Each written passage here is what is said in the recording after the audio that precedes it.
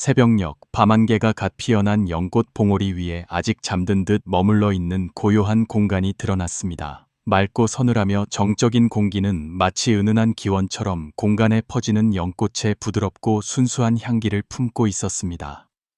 만물은 마치 깊은 선정에 잠긴 듯했고 오직 호수 표면에서 아주 미세하게 이는 바람소리만이 파문을 일으켰다가 사라지며 마치 무상한 생명의 숨결 같았습니다. 그러나 외부 풍경의 절대적인 평화는 오히려 부르나 존자의 마음속 미세한 동요를 더욱 두드러지게 하는 듯했습니다. 그는 멀지 않은 곳에 오래된 불상처럼 미동도 없이 앉아 있었고 그의 단정한 눈썹은 깊은 고뇌를 감춘 채 살짝 찌푸려져 있었습니다. 늘 지혜로 빛나던 그의 눈빛은 이제 복잡한 기색을 띠며 부처님을 골똘히 응시하고 있었습니다. 그의 마음은 저 호수 수면처럼 아무리 고요하려 애써도 끝없이 밀려오는 사유의 물결로 일렁겼습니다. 어린 시절부터 부르나 존자는 경전의 바다에 몸을 담갔고 지혜가 뛰어나고 변제에 거침이 없었습니다. 그의 불법을 널리 펴는 능력은 광대하여 그의 법문은 맑은 시냇물처럼 사람들 마음에 깊이 스며들어 그를 설법제일에 존경받는 인물로 만들었습니다. 그럼에도 불구하고 그토록 방대한 지식과 깊은 지혜를 소유했음에도 그의 마음 가장 깊은 곳에는 풀리지 않는 의문, 오랜 세월 동안 완전한 해답을 찾지 못한 커다란 질문이 존재했습니다. 그것은 어느 경전의 한 구절이나 개송의 난해함도 아니었고 어느 법회 변론에서의 승패를 가르는 문제도 아니었습니다. 그것은 근본적인 문제였으며 수많은 비와 바람을 거치며 그를 끊임없이 괴롭혔던 고뇌였습니다. 만법은 본래 생겨나지도 멸하지도 않는다. 부처님의 가르침이 여전히 그의 마음속에 울리고 있었습니다. 그런데 어찌하여 육도윤회의 흐름은 끝없이 이어지며 중생들을 끝없는 생사의 수레바퀴 속으로 몰아넣는 것입니까? 그 질문은 마치 보이지 않지만 질긴 명주실처럼 그의 의식을 가볍게 옥죄어 비록 많은 교리를 통달했을지라도 여전히 자신과 절대적인 진리, 원만한 깨달음 사이에 얇은 막이 가로막고 있는 것처럼 느끼게 했습니다. 그는 수많은 경전을 뒤적였고 깊은 선정에 들어 관조했지만 언어는 현실의 표면을 묘사할 수 있을 뿐 심오한 본질은 여전히 희미한 안개 뒤에 숨겨진 듯했습니다. 오늘 이 청정한 공간에서 부처님의 자비로운 시선 아래 부르나 존자는 강렬한 충동을 느꼈습니다. 그는 이제 마주해야 할 때, 오랫동안 가슴속에 품어왔던 간절한 의문을 드러내야 할 때임을 알았습니다. 주위에는 다른 제자들도 조용히 모여들어 각기 다른 모습으로 침묵하며 가볍게 숨을 쉬고 있었고 모두의 시선은 마치 곧 펼쳐질 미묘한 법음을 기다리는 듯 부처님과 존자를 향해 있었습니다. 부르나 존자는 천천히 가사를 바로잡았고 그의 모든 몸짓에서는 장엄함과 공경심이 배어 나왔습니다. 그는 천천히 일어나 두 손바닥을 연꽃 봉오리 모양으로 합장한 후 천천히 부처님께 머리를 숙여 절했습니다. 그의 목소리는 스승 앞에 제자로서 약간의 망설임을 담고 있었지만 진리를 갈망하는 자의 불타는 열망을 숨기고 있었습니다. 세존이시여, 제자에게 오랫동안 마음에 걸려 풀리지 않는 의문이 하나 있사옵니다. 부디 세존께서 자비를 베푸시어 가르침을 내려주시옵소서. 가을 호수 수면처럼 파문 하나 없이 고요한 용모의 부처님께서 조용히 고개를 끄덕이셨습니다. 우주 전체를 담은 듯한 그분의 자비로운 눈빛은 말없이 존재에게 계속 말하라고 격려했습니다. 부르나 존자는 약간 고개를 숙였고 그의 목소리는 억눌린 사유의 무게를 담고 더욱 낮아졌습니다. 세존이시여, 당신께서는 일찍이 저희에게 모든 법은 본래 생겨나지도 멸하지도 않으며 존재하는 모든 현상은 일시적이며 공하다고 가르치셨습니다. 그러나 저희 눈은 매일같이 육도윤회의 광경이 끊임없이 이어지는 것을 보고 있으며 중생들은 그 안에서 떠돌며 어떤 이는 올라가고 어떤 이는 내려가며 생멸을 거듭하여 마치 끝이 없는 듯합니다. 만약 불생불멸이 최상의 진리라면 이 끝없는 윤회의 광경은 어디에서 비롯된 것입니까? 반대로 만약 육도윤회가 그토록 분명한 고통과 즐거움을 동반하며 실제한다면 불생불멸의 교리는 어떻게 설 수 있겠습니까? 그의 목소리는 두려움 때문이 아니라 너무나 큰 공경심과 번민 때문에 약간 떨렸습니다. 세존이시여, 제자는 비록 어리석으나 피상적인 이해에 머무르고 싶지 않습니다. 만약 육도가 단지 환영이고 꿈이라고 한다면 어찌하여 그것이 그토록 지배적인 힘을 가지며 그토록 현실적인 느낌을 주는 것입니까? 또한 불생불멸이 진여의 본체라면 어찌하여 저희는 여전히 이 윤회의 끝없는 고통을 느끼고 목격해야 합니까?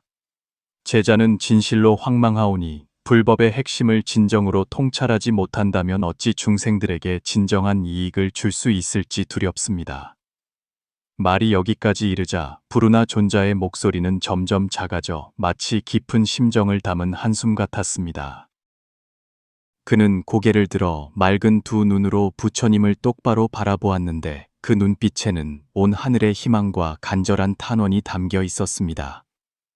세존이시여, 당신께서는 일찍이 진실한 지혜를 연못물에 비유하시어 맑고 순수하며 만물의 그림자를 명확히 비출 수 있다고 하셨습니다.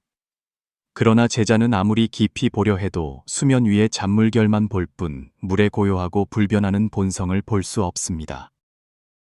삼계의 등대이신 세종께 간절히 비옵나니 부디 자비를 베푸시어 길을 인도해 주시어 제자가 그 속에 숨겨진 진정한 의미를 깨달을 수 있도록 하여 주시옵소서. 부처님께서는 여전히 조용히 앉아 계셨고 그분의 얼굴에는 변화가 없었으며 그 용모에서는 마치 어떤 질문이나 난제도 그분의 무한한 고요함을 흔들 수 없는 듯한 깊은 평화가 흘러나왔습니다. 이른 아침의 바람이 그분의 넓은 이마와 반쯤 감긴 눈썹을 부드럽게 스쳐 지나가며 심오한 안온함을 실어 날랐습니다. 그분은 서둘러 대답하지 않으시고 자애로운 눈빛을 천천히 눈앞의 영롱한 연못으로 향하시더니 허공에 울리는 종소리처럼 낮고 부드러운 목소리가 울려 퍼졌습니다.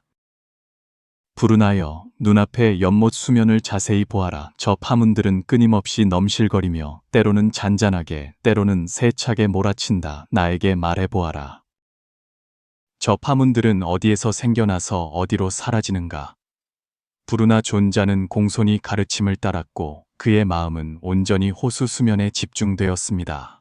연못물은 보이지 않는 바람의 움직임에 따라 실로 무수한 작은 파문을 일으키고 있었습니다. 파문이 퍼져나가 서로 부딪히고는 다시 사라졌으며 그에 따라 구름 그림자, 나무 그림자, 그리고 아침 햇살 속에 피어나는 연꽃잎 그림자까지 흔들리고 있었습니다. 그는 한참 동안 골똘히 바라보다가 차분하고 명료한 목소리로 말했습니다. 세존이시여, 이 파문들은 바람이라는 인연으로 인해 일어납니다. 바람이 불면 파도가 일고 바람이 멎으면 파도도 그에 따라 사라집니다. 파문의 생멸은 결국 외부 요인의 작용으로 인한 것입니다. 부처님께서 지혜와 이해를 담은 미소를 살짝 지으셨습니다. 그분은 고개를 끄덕이셨습니다. 훌륭하구나, 부르나여. 바람은 실로 파문이 드러나게 하는 인연 중 하나이다. 그러나 좀 더 자세히 보아라. 저 파문들은 그 형상이 변하고 끊임없이 위아래로 넘실거리지만 그것들이 과연 수면을 떠난 적이 있더냐? 말해보아라. 저 파문들은 물이냐 아니면 물이 아니냐. 부르나 존자는 순간 멈칫한 듯 했습니다. 그는 파문의 미세한 움직임 하나하나에 온전히 집중하며 주의 깊게 관찰했습니다. 과연 파도가 아무리 높이 솟거나 낮게 가라앉고 그 모양이 끊임없이 변할지라도 그것들은 항상 물의 일부였으며 단 한순간도 수면을 떠난 적이 없었습니다. 파문 형상의 생멸은 단지 피상적인 표현일 뿐 그것들의 본질은 여전히 물이었고 전혀 변하지 않았습니다. 그는 이른 아침 공기의 맑음을 느끼며 깊은 숨을 들이쉬고는 이미 어느 정도 명료해진 목소리로 대답했습니다. 세존이시여, 파도는 곧 물입니다. 물이 없다면 어찌 파도라 할 수 있겠습니까? 부처님께서 고개를 끄덕이셨고 그분의 자애로운 눈빛은 여전히 존자를 향하고 있었습니다. 내 말이 매우 옳다. 파도는 겉으로 보기에는 일어났다가 머물렀다가 사라지는 것처럼 보이지만 그 본질은 결코 물을 떠나지 않는다. 파도의 형상은 천변만화하여 때로는 거세고 때로는 온화하지만 물의 본성은 여전히 그대로이며 전혀 변하지 않았다. 파도의 생멸은 여러 인연이 모여 드러나는 것이고 물 자체는 그 본체가 늘 고요하고 여여부동하다. 그렇다면 다시 생각해 보아라. 이 연못 수면이 파문으로 인해 흔들릴 때 물의 진정한 본성이 과연 흔들리는 것이냐? 부르나 존자는 다시 사유의 흐름에 잠겼습니다. 그의 시선은 여전히 끝없는 춤을 추고 있는 파문이 이는 수면을 떠나지 않았습니다. 파문의 끊임없는 움직임은 마치 어떤 비밀, 그가 듣고자 애쓰는 심오한 진리를 속삭이는 듯했습니다. 그는 낮은 목소리로 깊은 사색에 잠긴 채 대답했습니다. 세존이시여, 파문은 비록 흔들리지만 물의 본성은 전혀 흔들리지 않습니다. 저 파문들은 단지 일시적인 현상으로 생겼다가 사라질 뿐이며 물 자체는 늘 그대로이며 더하지도 덜하지도 않고 흔들리지도 않습니다. 부처님의 눈빛에는 만족감과 평온함 그리고 깊이가 어려 있었습니다. 그분은 존자의 마음속 보리 종제 물을 주듯 계속해서 이끄셨고 그 목소리는 시냇물 같았습니다. 파문은 매우 실제처럼 보이지만 그것들은 결코 독립적이고 고유한 존재를 가지고 있지 않다. 그것들은 바람에 의지하고 물에 의지하며 다른 무수한 조건과 인연에 의지해야만 현현할 수 있다. 만약 바람이 없고 다른 연이 없다면 파문도 더 이상 존재하지 않을 것이다. 그러나 물은 바람이 불든 불지 않든 파문이 생기든 사라지든 그 본성은 늘 그대로이며 고요하고 불변하다. 이때 부르나 존자의 마음속에 마치 한 줄기 빛이 갑자기 비추는 듯 했습니다. 오랫동안 모호했던 무언가가 점차 명확해지는 것 같았습니다. 그는 고개를 들어 부처님을 바라보았는데 그 눈빛에는 약간의 놀라움과 기쁨 그리고 막 싹트기 시작한 이해가 담겨 있었습니다. 세존이시여, 혹시 당신의 뜻은 이 파문들의 생멸이 육도 중생들의 윤회와 같다는 것입니까? 그것들은 단지 인연이 화합하여 나타난 현상일 뿐 실제하고 불변하는 존재가 아니라는 말씀이십니까? 부처님께서 미소 지으셨는데 그 미소는 마치 아침 햇살 속에 피어나는 연꽃 같았습니다. 훌륭하구나, 부르나여, 바로 그렇다. 육도윤회는 저 호수 수면 위의 파문들과 같다. 겉으로는 생겨나고 사라지는 것이 끊임없이 이어지는 것처럼 보이지만 실제로는 그것들은 망념의 바람, 무식업으로부터 쌓인 업력의 발현일 뿐이다. 그것들은 결코 어떤 곳에서 실제로 생겨난 것도 아니고 어떤 곳으로 실제로 사라지는 것도 아니다. 중생들은 파문의 덧없는 형상에 집착하기 때문에 물의 고요하고 순수한 본성을 잊어버린다. 마찬가지로 중생들은 윤회의 생사에 집착하기 때문에 본래 자신에게 갖추어져 있는 불생불멸의 실상을 깨닫지 못하는 것이다. 부르나 존자의 두 눈에서 희미한 안개가 어느 정도 거친 듯 했지만 몇 가닥 의문의 구름은 여전히 남아 있었습니다. 그는 다시 수면을 바라보았는데 그곳에서는 파문이 여전히 부지런히 생멸을 거듭하고 있었고 조용히 물었습니다. 세존이시여, 파문이 단지 현현일 뿐이라는 것은 이해했습니다.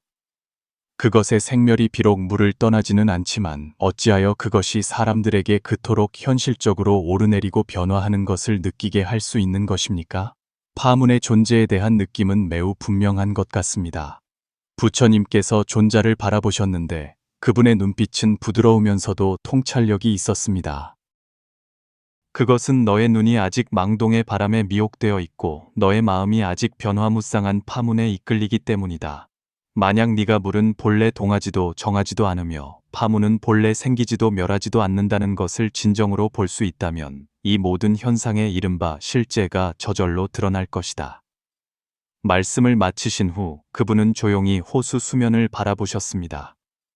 이른 아침의 바람은 여전히 부드럽게 스쳐 지나갔고 파문은 계속해서 그 영원한 춤을 추고 있었지만 그 고요함 속에서 심오한 진리가 점차 드러나고 있었습니다. 부르나 존자는 고개를 숙여 다시 한번 수면을 깊이 들여다보았습니다. 이번에는 그의 마음에 남다른 평온함이 깃들어 있었습니다. 그는 마치 그 불변의 진리, 물처럼 고요하며 외부 현상에 흔들리지 않는 본질을 느끼고 만질 수 있는 것 같았습니다. 그는 문득 깨달았습니다. 생과 멸, 유와 무, 동과 정, 이 모든 것은 단 하나의 실제의 측면일 뿐이며 그 실제는 그 자체로 본래 여여부동하다는 것을. 부처님께서 천천히 손을 드시어 그분의 가늘고 긴 손가락이 영롱한 빛을 반사하는 파문이 이는 수면을 가리켰습니다. 불운하여 연못 속에 현존하는 것을 자세히 보아라. 파문이 비록 넘실거리지만 그것들이 무수한 형상과 그림자를 비추고 있지 않느냐. 그분은 잠시 멈추셨다가 다시 물으셨습니다. 말해보아라.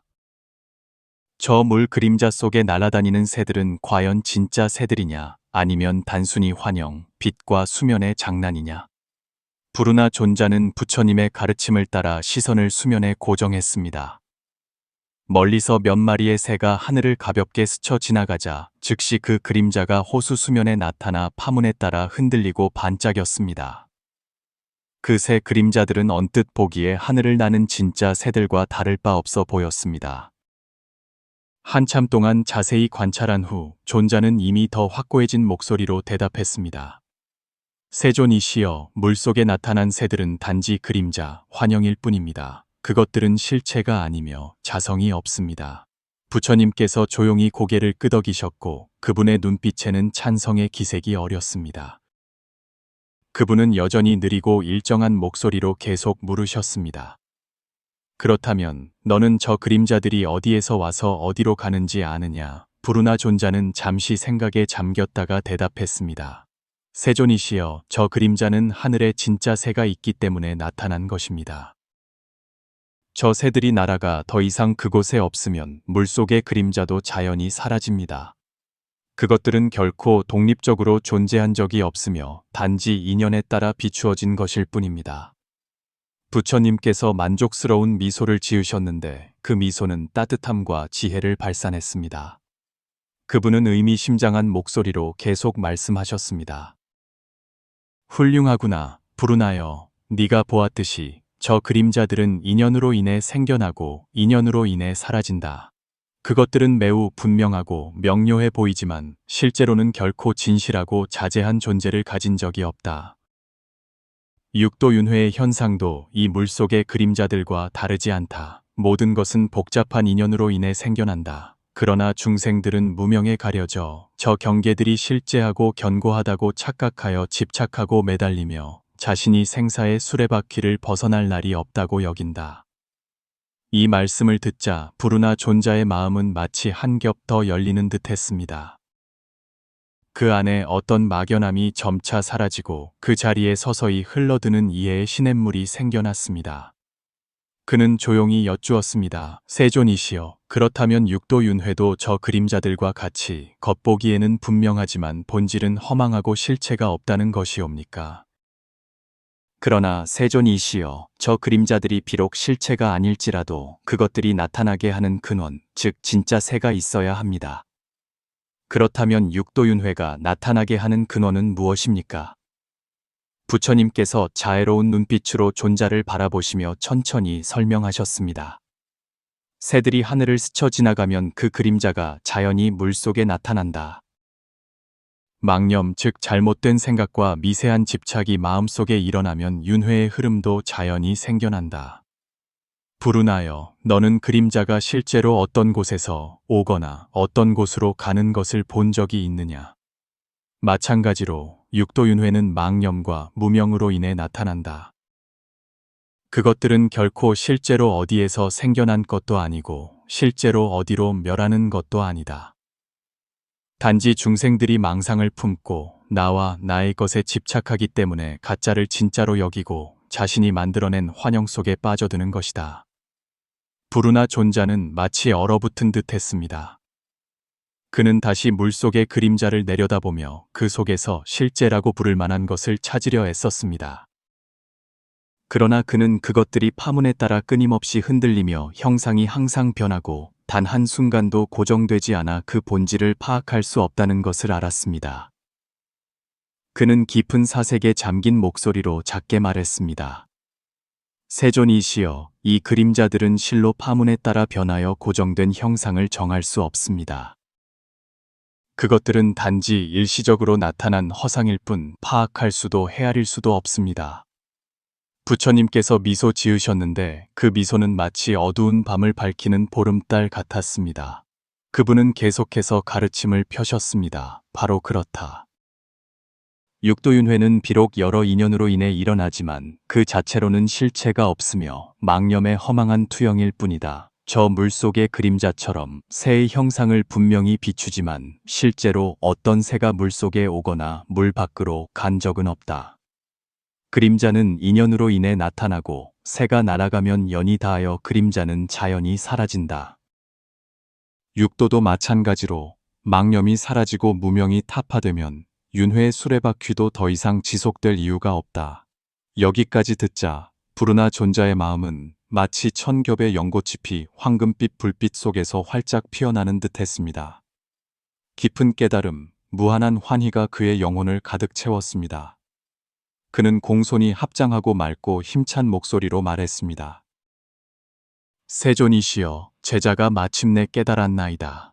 만법의 실상은 본래 생겨나지도 멸하지도 않으며 오지도 가지도 않습니다. 그리고 모든 변화를 동반하는 육도윤회는 단지 망념과 무명에 가려져 나타난 환영일 뿐입니다. 중생들이 윤회의 진실과 거짓에 집착하는 것은 바로 저 망념들의 연기적이고 허망한 본질을 꿰뚫어 보지 못하기 때문입니다. 부처님께서 존자를 바라보셨는데 그분의 눈빛은 부드러우면서도 깊이가 있었으며 어떤 확신을 담고 있었습니다. 불운하여 실상과 환영은 완전히 대립되고 분리된 두 가지가 아니다. 환영은 본래 결코 실상을 떠나지 않는다. 저 파문들처럼 비록 흔들리고 끊임없이 변할지라도 그것들은 결코 물의 본질을 떠난 적이 없다. 만약 중생들이 환영과 피상적인 현상을 통해 그것들의 연기적이고 무아적인 본질을 깨달을 수 있다면 저 환영들이 결코 실상을 변화시키지 않았으며 중생들의 해탈의 길을 실제로 가로막은 적도 없다는 것을 알게 될 것이다.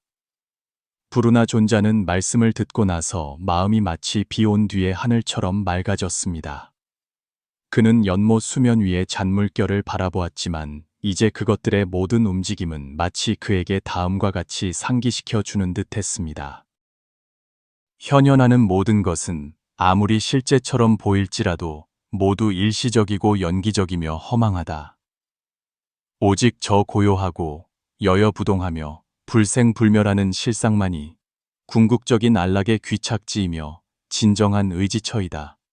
그는 다시 한번 부처님께 머리를 숙여 절하며 오랜 어둠 끝에 빛을 찾은 사람의 경외심과 기쁨으로 가득 찬 목소리로 말했습니다. 세존이시여, 당신께서 방금 설하신 실상과 환영의 미묘한 상호 관계를 제자가 어느 정도 감지하였나이다. 망념과 집착이 사라지면 윤회의 환영도 더 이상 없습니다.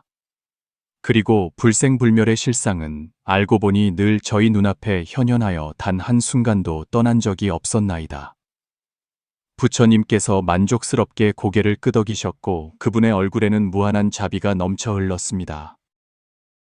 그분은 천천히 말씀하셨는데 그 목소리는 제자들의 보리심을 키우는 법유와 같았습니다. 훌륭하구나, 훌륭하구나. 부르나여, 중생들의 모든 고뇌와 번뇌는 모두 환영을 진짜로 여기고 생멸하는 것을 견고한 실제로 여기기 때문에 비롯된다.